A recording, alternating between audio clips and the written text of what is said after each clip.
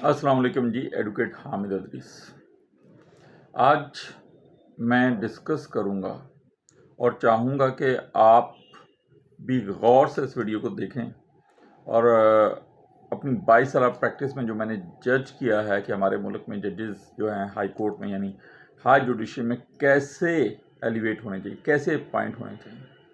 جو موجودہ طریقہ ہے وہ انتہائی باعث ہے اور پک اینڈ چوز پہ مشتمل ہے،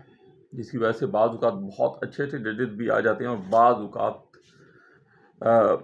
ایسے ججز بھی آ جاتے ہیں کہ جن کی جگہ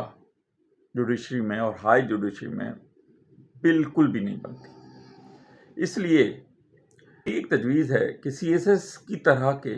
ایگزام ہو ہائی جوڈیشری یعنی ہائی کورٹ میں اپوائنٹمنٹ کے لیے، اور اس میں سے جیسے آپ نے 100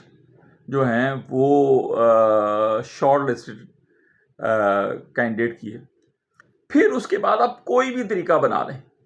چیف جسٹس صاحبان اور کمیٹیوں کو وہاں سے چوز کرنے کا انٹرویو آفٹر انٹرویو ان میں سے چوز پک جو کچھ مرضی کریں، لیکن فرسٹ ایک اوپن ایگزام ہو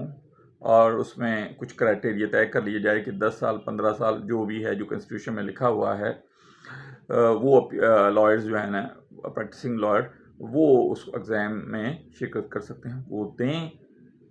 آپ اس میں سے 100 کو شارٹ لسٹ کریں اور اس کے بعد